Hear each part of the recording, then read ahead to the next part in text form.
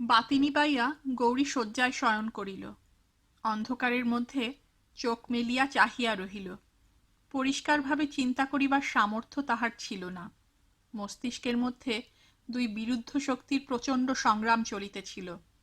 শরীর মনের সমস্ত অনুপরমাণু যেন দুই বিপক্ষ দলে সঙ্গবদ্ধ হইয়া পরস্পরকে হানাহানি করিয়া ক্ষতবিক্ষত করিয়া তুলিয়াছিল।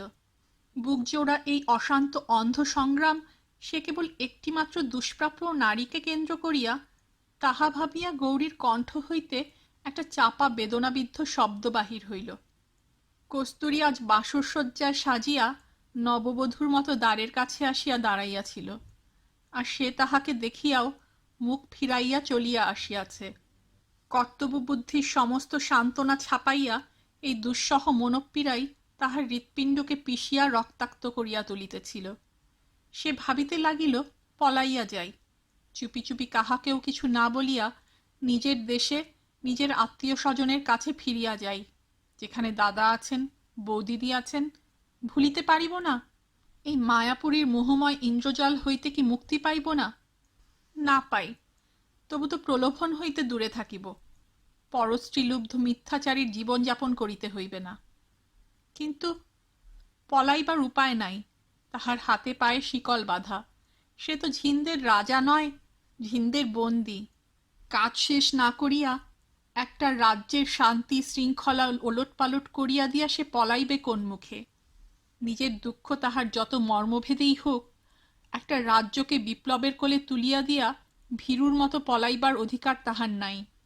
পলাইলে শুধু সে নয়, সমস্ত বাঙালি জাতির মুখে কালি লেপিয়া দেওয়া হইবে। না, তাহাকে থাকিতে হইবে। যদি কখনো শঙ্করসিংকে উদ্ধার করিতে পারে, তবে তাহার হাতে কস্তুরীকে তুলিয়া দিয়া মুখে হাসি টানিয়া আনিয়া বিদায় লইতে পারিবে, তার আগে নয়।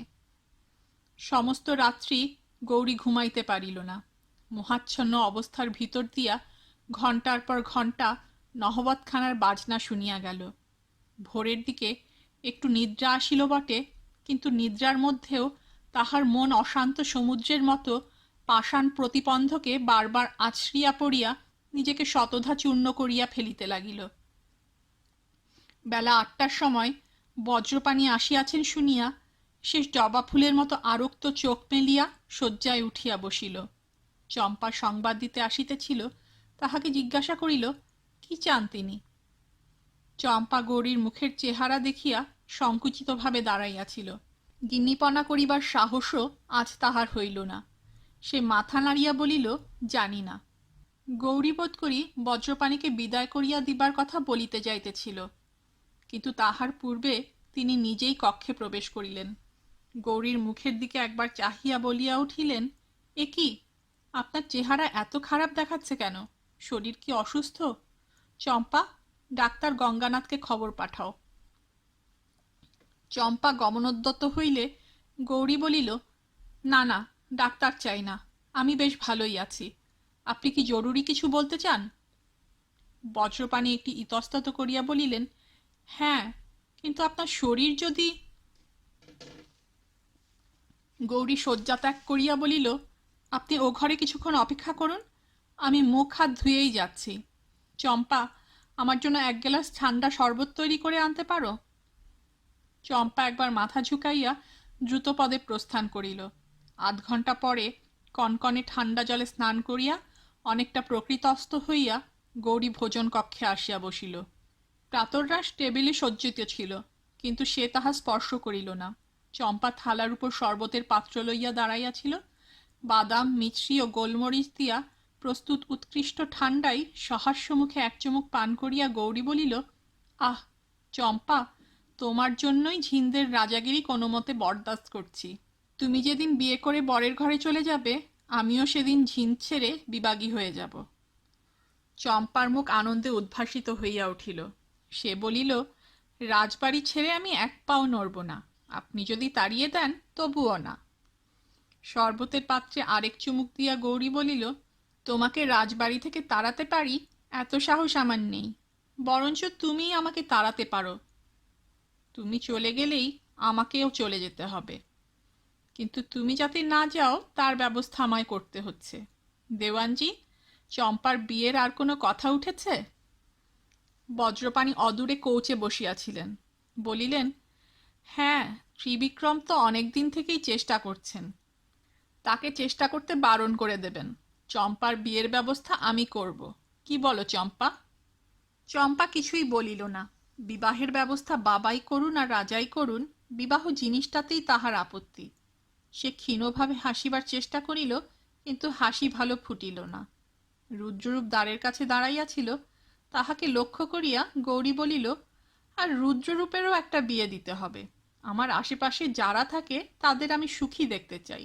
গৌরীর ঠোঁটের উপর দিয়া ক্ষণকালের জন্য যে ব্যথাবিদ্ধ হাসিটা খেলিয়া গেল, তাহা কাহারও চোখে পড়িল না। কিন্তু গৌরীর কথার ইঙ্গিত রুদ্ররূপের কানে পৌঁছিল। তাহার মুখ ধীরে ধীরে লাল হইয়া উঠিল। সে ফৌজি কায়দায় শূন্যের দিকে তাকাইয়া শক্ত হইয়া দাঁড়াইয়া রহিল।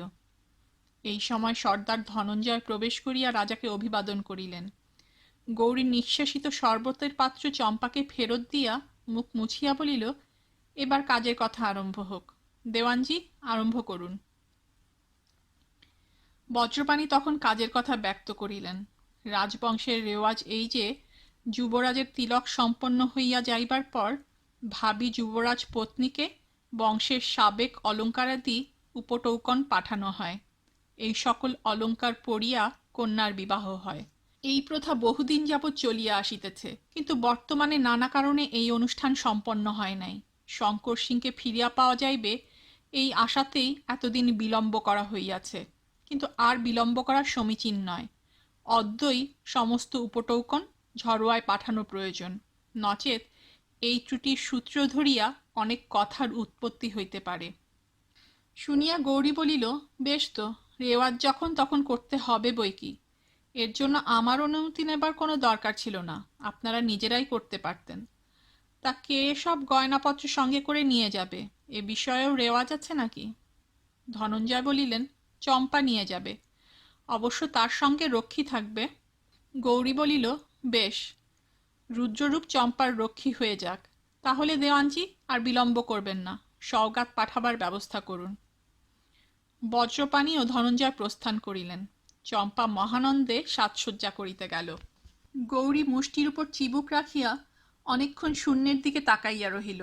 তারপর মনে মনে একটা সংকল্প স্থির করিয়া সন্তর্পণে উঠিয়া গিয়া দরজার বাহিরে উকি মারিয়া দেখিল। সম্মুখের বারান্দায় কেবল রুদ্ররূপ পায়চারি করিতেছে। গৌরী অঙ্গুলির ইঙ্গিতে তাহাকে ডাকিল। রুদ্ররূপ কাছে আসিলে বলিল, সর্দার কোথায়? তিনি আর দেওয়ানজি তোষাখানার দিকে গেছেন।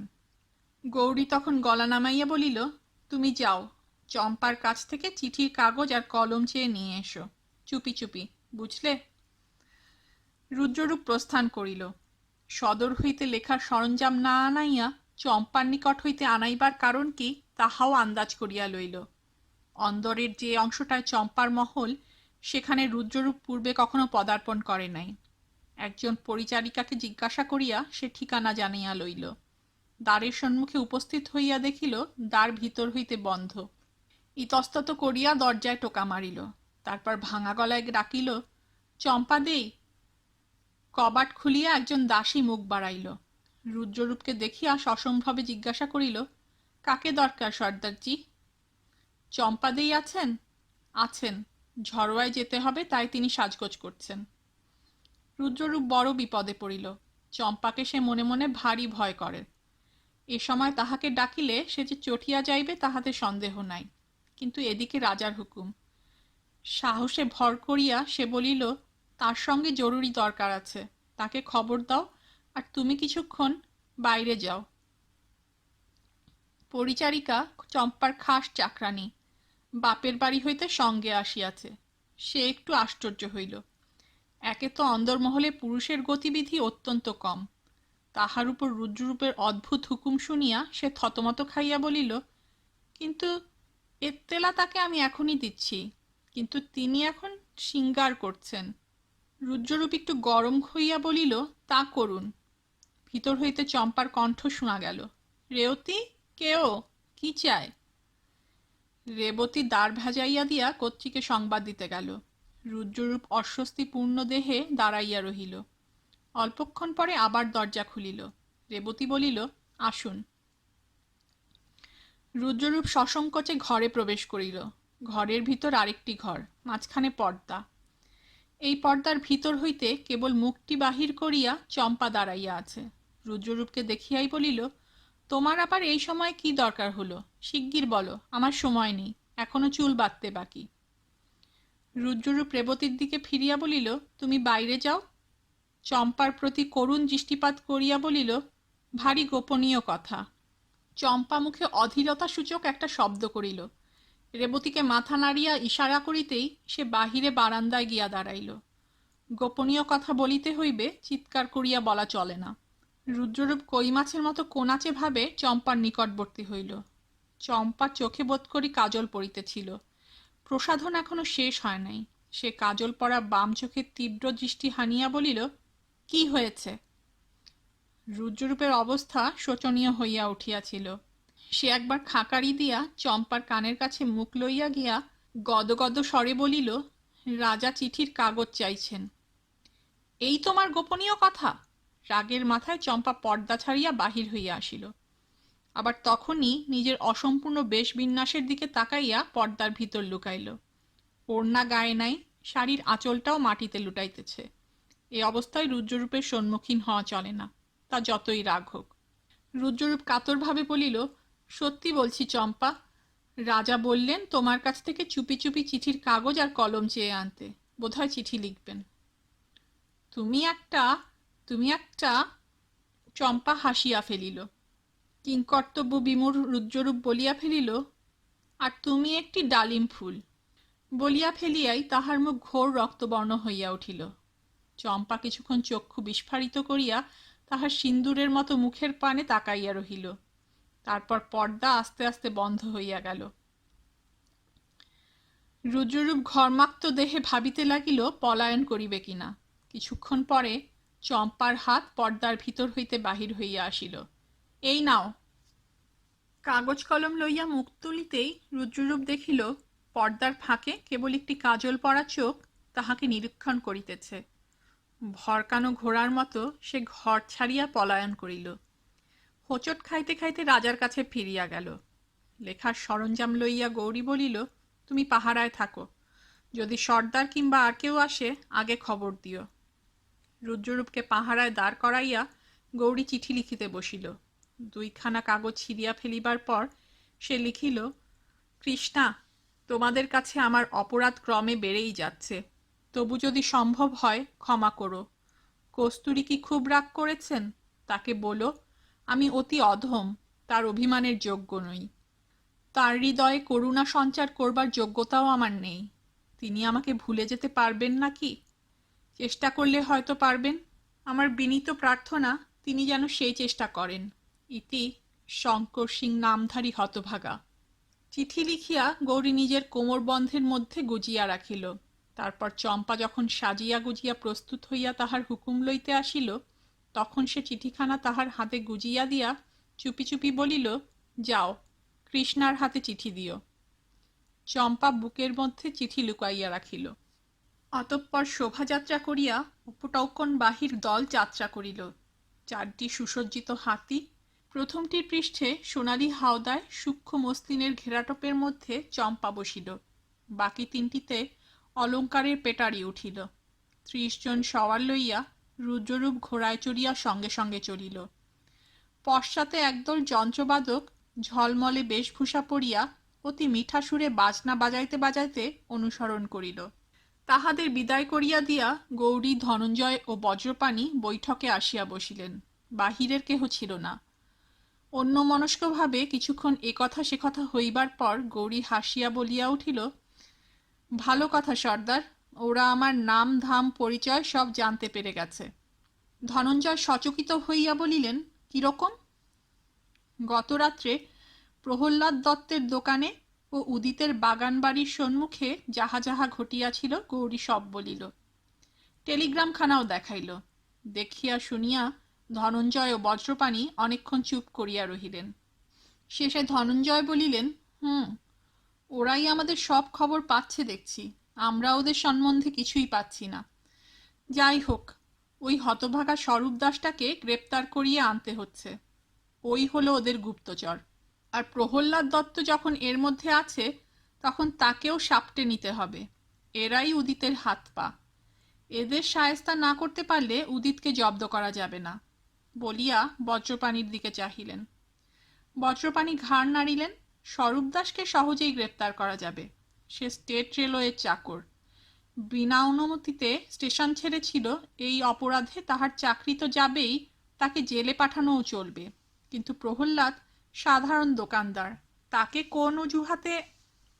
দেওয়ান ভ্রু কঞ্চিত করিয়া চিন্তিত হইয়া পড়িলেন। ধনঞ্জয় বলিলেন, যা হোক, কোতোয়ালিতে খবর দেই, তারা স্বরূপ দাসকে ধরুক, আর আপাতত প্রহ্লাদের উপর নজর রাখুক। তিনি উঠিবার উপক্রম করিলেন। এই সময় একজন দ্বাররক্ষী আসিয়া খবর দিল যে শহর হইতে এক দোকানদার মহারাজের কৃত জিনিসপত্র পাঠাইয়াছে। ধনঞ্জয় সপ্রশ্ন নেত্রে গৌরীর পানে তাকাইলেন। গৌরী বলিল, হ্যাঁ, প্রহ্লাদের দোকানে কিছু জিনিস কিনেছিলাম, এখানেই আনতে বলো। একখানা বড় চাঁদির পরাতে রেশমের খুঞ্চে পোষ ঢাকা দ্রব্যগুলি লইয়া ভৃত্য উপস্থিত হইল। আবরণ খুলিয়া সকলে সুদৃশ্য শৌখিন জিনিসগুলি দেখিতে লাগিল। গৌরী দেখিল জিনিসগুলির মধ্যে একটি ক্ষুদ্র হাতির দাঁতের কৌটা রহিয়াছে, যাহা সে কেনে নাই।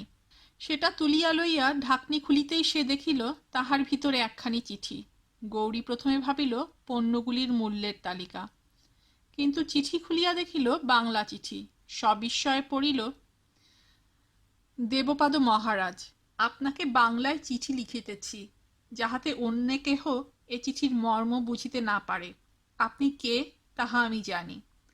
কাল আপনাকে সচক্ষে দেখিয়া ও আপনার সহিত কথা কহিয়া আমার মনের ভাব পরিবর্তিত হইয়াছে। আমি এতদিন অন্য পক্ষে ছিলাম, কিন্তু আমি বাঙালি। আমি যদি আপনাকে সাহায্য না করি, তবে এই বিদেশে আর কে করিবে? তাই আজ হইতে আমি ও পক্ষ ত্যাগ করিলাম। কিন্তু প্রকাশ্যভাবে সাহায্য করিতে পারিব না। যদি উহারা আমাকে সন্দেহ করে, তাহা হইলে আমার জীবন সংকট হইয়া পড়িবে। আপনি বা আর কেহই আমাকে রক্ষা করিতে পারিবেন না। আমি গোপনে গোপনে যতদূর সম্ভব আপনাকে সাহায্য করিব। ও পক্ষের অনেক খবর আমি পাই। প্রয়োজনীয় মনে হইলে আপনাকে জানাইব। আপনাকে চিঠি লেখা আমার পক্ষে নিরাপদ নয়, কিন্তু আমাদের মধ্যে দেখা সাক্ষাৎ হওয়া আরও বিপজ্জনক। তাই চিঠিতেই সংক্ষেপে যাহা জানি আপনাকে জানাইতেছি। আপনি যদি আরও কিছু জানিতে চাহেন, এই কৌটায় চিঠি লিখিয়া কৌটা ফেরত পাঠাইবেন। বলিয়া দিবেন কৌটা পছন্দ হইল না। উপস্থিত সংবাদ এই, আপনারা যদি শঙ্কর সিংকে উদ্ধার করিতে চান, তবে শক্তিগড়ে গিয়া সন্ধান করুন, তিনি সেখানেই আছেন। কেল্লার পশ্চিম দিকের প্রকারের নিচে নদীর জলের 4-5 হাত উপরে একটি ক্ষুদ্র চতুষ্কোণ জানালা আছে। ওই জানালা যে ঘরের, সেই ঘরে শঙ্কর সিং বন্দী আছেন। প্রায় সকল সময়েই তাহাকে মদ খাওয়াইয়া অজ্ঞান করিয়া রাখা হয়। তাছাড়া একজন লোক সর্বদা পাহারায় থাকে। এই চিঠি অনুগ্রহপূর্বক পত্রপাঠ ছিঁড়িয়া ফেলিবেন। মহারাজের জয় হোক। ইতি পরম শুভাকাঙ্ক্ষী চরণাশ্রিত প্রহ্লাদ চন্দ্র দত্ত। গৌরী চিঠি হইতে মুখ তুলিয়া ভৃত্যকে বলিল, এসব জিনিস তুমি চম্পাদের মহলে পাঠিয়ে দাও। যে লোক এগুলো নিয়ে এসেছে তাকে বলো, যদি কোনো জিনিস অপছন্দ হয় ফেরত পাঠানো হবে। ভৃত্য জো হুকুম বলিয়া পরাথহস্তে প্রস্থান করিল। ধনঞ্জয় ও বজ্রপাণি দুইজনেই গৌরীর মুখের ভাব লক্ষ্য করিয়াছিলেন। ভৃত্য অন্তর্হিত হইলে ধনঞ্জয় জিজ্ঞাসা করিলেন, চিঠিতে কি আছে? গৌরী বলিল, আগে দরজাগুলো বন্ধ করে দিয়ে এসো। দরজা বন্ধ করিয়া তিনজনে ঘেঁষাঘেঁষি হইয়া বসিলেন। গৌরী তখন প্রহ্লাদের চিঠি পড়িয়া শুনাইল। তারপর তিনজনে মাথা একত্র করিয়া নিম্নস্বরে পরামর্শ আরম্ভ করিল। অনেক যুক্তিতর্কের পর স্থির হইল, যে কোনো ছুতায় শক্তিগড়ের নিকটে গিয়া আড্ডা গাড়িতে হইবে। রাজধানীতে বসিয়া থাকিলে কোনো কাজ হইবে না। উদিত সিং কেল্লায় তাহাদের ঢুকিতে না দিতে পারে, কিন্তু কেল্লার বাহিরে যদি তাহারা তাঁবু ফেলিয়া থাকেন, তাহা হইলে সে কিছু করিতে পারিবে না। তখন সেখানে বসিয়া স্থান কাল ও সুযোগ বুঝিয়া শঙ্কর সিংকে উদ্ধার করিবার একটা মতলব বাহির করা যাইতে পারে। উপস্থিত দেওয়ান বজ্রপাণি রাজধানীতে থাকিয়া এদিকে সামলাইবেন। ধনঞ্জয় ও রুদ্ররূপ আরও সহচর সঙ্গে লইয়া গৌরীর সঙ্গে থাকিবেন। এইরূপ পরামর্শ স্থির করিয়া যখন তাহারা শ্রান্ত দেহে গাত্রোত্থান করিলেন, তখন বেলা দ্বিপ্রহর অতীত হইয়া গিয়াছে। কিন্তু তখনও তাহারা নিষ্কৃতি পাইলেন না। এই সময়ে সদরের দ্রুত অশ্বক্ষুর ধ্বনি শুনিয়া ধনঞ্জয় জানালা দিয়া গলা বাড়াইয়া দেখিলেন ময়ূরবাহন তাহার কালো ঘোড়ার পিঠ হইতে নামিতেছে। তিনি চকিতে ফিরিয়া দাঁড়াইয়া বলিলেন, ময়ূরবাহন এসেছে, বসুন, উঠবেন না। তিনজনে আবার উপবিষ্ট হইলেন। পরক্ষণেই দৌবারিক খবর দিল, ময়ূরবাহন জরুরি কাজে মহারাজের দর্শন চান। গৌরী বলিল, নিয়ে এসো। ময়ূরবাহন প্রবেশ করিল। তাহার মাথার পাগড়ির খাঁজে ধুলা জমিয়াছে, পাতলা গোফের উপরও ধুলার সূক্ষ্ম প্রলেপ। দেখিলেই বোঝা যায় সে শক্তিগড় হইতে সোজা ঘোড়ার পিঠে আসিয়াছে, কিন্তু তাহার অঙ্গে বা মুখের ভাবে ক্লান্তির কিচ্ছু মাত্র নাই। ঘরে ঢুকিয়া সম্মুখে উপবিষ্ট তিনজনকে দেখিয়া সে সকৌতুকে হাসিয়া অবহেলা ভরে একবার ঘাড় নিচু করিয়া অভিবাদন করিল। বলিল, সপার্ষদ মহারাজের জয় হোক। রাজার সম্মুখে আদব কায়দার যে রীতি আছে তাহা সম্পূর্ণ লঙ্ঘন না করিয়াও ধৃষ্টতা প্রকাশ করা যায়। ময়ূরবাহনের শিষ্টাচারের ক্ষীণ পর্দার আড়ালে যে বেপরোয়া ধৃষ্টতা প্রকাশ পাইল তাহা কাহারও দৃষ্টি এড়াইল না। তাহার দুই চক্ষে দুষ্টু কৌতুক নৃত্য করিতেছিল। রক্তের মতো রাঙা ওষ্ঠাধরে যে হাসিটা খেলা করিতেছিল তাহা যেমন তীক্ষ্ণ তেমনি বিদ্রুপপূর্ণ। তাহার কথাগুলার অন্তর্নিহিত গুপ্ত শ্লেষ সকলের মর্মে গিয়া বিঁধিল। গৌরী মনে মনে স্থির করিয়া রাখিয়াছিল ময়ূরবাহনকে অবজ্ঞাপূর্ণ তাচ্ছিল্যের সহিত সম্ভাষণ করিবে, কিন্তু তাহার এই স্পর্ধা গৌরীর গায়ে যেন বিষ ছড়াইয়া দিল। সে অবরুদ্ধ ক্রোধের স্বরে বলিল, কি চাও তুমি? যা বলতে চাও শীঘ্র বলো, সময় নষ্ট করবার আমাদের অবকাশ নেই। ময়ূরবাহনের মুখের হাসি আরো বাঁকা হইয়া উঠিল। সে কৃত্রিম বিনয়ের সঙ্গে একটা ভঙ্গি করিয়া বলিল, ঠিক বলেছেন মহারাজ, রাজ্য ভোগ করবার অবকাশ যখন সংক্ষিপ্ত তখন সময় নষ্ট করা বোকামি। আমি কারো সুখ ভোগে বিঘ্ন ঘটাতে চাই না, আমার জীবনের উদ্দেশ্যই তা নয়। কুমার উদিত সিং আপনাকে একটি নিমন্ত্রণ লিপি পাঠিয়েছেন, সেইটে হুজুরে দাখিল করেই ফিরে যাব। কোমরবন্ধ হইতে একখানা চিঠি লইয়া গৌরীর সম্মুখে বাড়াইয়া ধরিল। গৌরী নিষ্পলক চোখে কিছুক্ষণ ময়ূরবাহনের দিকে তাকাইয়া রহিল, কিন্তু ময়ূরবাহনের চোখের পল্লব পড়িল না। তখন সে চিঠি লইয়া মোহর ভাঙিয়া পড়িতে আরম্ভ করিল। চিঠিতে লেখা ছিল, ওরে বাঙালি নটুয়া, তুই কি জন্য মরিতে এদেশে আসিয়াছিস? তোর কি প্রাণের ভয় নাই? তুই শীঘ্র এদেশ ছাড়িয়া পলাইয়া যা, নচেত পিঁপড়ার মতো তোকে টিপিয়া মারিব। তোর নিজের দেশে ফিরিয়া গিয়া তুই নটুয়ার নাচ দেখা, পয়সা মিলিবে, এ দেশে তোর দর্শক মিলিবে না। পড়িতে পড়িতে গৌরীর মুখ আগুনের মতো জ্বলিয়া উঠিল। সে দাঁতে দাঁত ঘষিয়া আরক্ত চক্ষে বলিল, এ কি চিঠি? বলিয়া কম্পিত হস্তে কাগজখানা ময়ূরবাহনের সম্মুখে ধরিল। ময়ূরবাহন বিস্ময়ের ভান করিয়া চিঠিখানার দিকে দৃষ্টিপাত করিল। তাহার পর যেন ভুল করিয়াছে এমনিভাবে বলিল, ও তাই তো, এ চিঠিখানা আপনার জন্য নয়, ভুলক্রমে আপনাকে দিয়ে ফেলেছি, এই নিন আপনার চিঠি। বলিয়া আরেকখানি চিঠি বাহির করিয়া গৌরীর হাতে দিল। প্রথম চিঠিখানা গৌরীর হাত হইতে লইয়া অবহেলা ভরে গোল পাকাইয়া ঘরের এক কোণে ফেলিয়া দিল। গৌরী অসীম বলে আত্মসম্বরণ করিয়া বলিল, তোমার কাজ শেষ হয়েছে, তুমি এখন যেতে পারো। ময়ূরবাহন বলিল, নিশ্চয়ই, শুধু বুড়ো মন্ত্রীর কাছে একটা পরামর্শ নেওয়া বাকি আছে। দেওয়ানজি বলতে পারেন, যারা রাজ সিংহাসনে বিদেশি মর্কটকে বসিয়ে নাচ দেখে তাদের শাস্তি কি? গৌরী আর ধৈর্য রাখিতে পারিল না। গুণ ছেঁড়া ধনুকের মতো উঠিয়া দাঁড়াইয়া গর্জিয়া উঠিল, চোপড়াও বজ্জাত কুকুরের বাচ্চা, নইলে তোকে ডাল কুত্তা দিয়ে খাওয়াবো। ময়ূরবাহনের মুখের হাসি মিলাইয়া গেল। তার ডান হাতখানা সরীসৃপের মতো কোমরবন্ধে বাঁধা তলোয়ারের দিকে অগ্রসর হইল। সাপের মতো চোখ দুইটা গৌরীর মুখের উপর ক্ষণকাল স্থির থাকিয়া ধনঞ্জয়ের দিকে ফিরিল, কিন্তু ধনঞ্জয়ের মুষ্টিতে যে জিনিসটি ছিল তাহা দেখিবা মাত্র ময়ূরবাহনের হাত তরবারি হইতে সরিয়া গেল। সে আবার উচ্চস্বরে হাস্য করিয়া উঠিল, সেই নির্ভীক বেপরোয়া হাসি। তারপর দেহের একটা হিল্লোলিত ব্যঙ্গপূর্ণ ভঙ্গি করিয়া ঘর হইতে বাহির হইয়া গেল। কিছুক্ষণ পরে তার ঘোড়ার খুরের শব্দ অস্পষ্ট হইয়া ক্রমে মিলাইয়া গেল। গৌরীর হাত হইতে চিঠিখানা মাটিতে পড়িয়া গিয়াছিল। বজ্রপাণি এইবার সেটা তুলিয়া লইয়া পড়িলেন। স্বস্তি। শ্রী মনমহারাজ শঙ্কর সিং দেবপাদ জ্যেষ্ঠের নিকট অনুগত অনুজ শ্রী উদিত সিংয়ের সানুনয় নিবেদন। আমার জমিদারিতে সম্প্রতি হরিণ, শূকর প্রভৃতি অনেক শিকার পড়িয়াছে। অন্যান্য বৎসরের ন্যায় এবারও যদি মহারাজ মৃগয়ার্থ শুভাগমন করেন, তাহা হইলে কৃতার্থ হইব। অলমিতি। বজ্রবাণী পত্রটি নিঃশব্দে ধনঞ্জয়ের হাতে দিলেন। গৌরী কিছুক্ষণ অসহ্য ক্রোধে শক্ত হইয়া দাঁড়াইয়া থাকিয়া হঠাৎ অন্দরাভিমুখে প্রস্থান করিল। ময়ূরবাহনের ধৃষ্টতা তাহার দেহ মনে আগুন ধরাইয়া দিয়াছিল। নতুন চিঠিতে কি আছে না আছে তাহা দেখিবার মতো মনের অবস্থা তাহার ছিল না।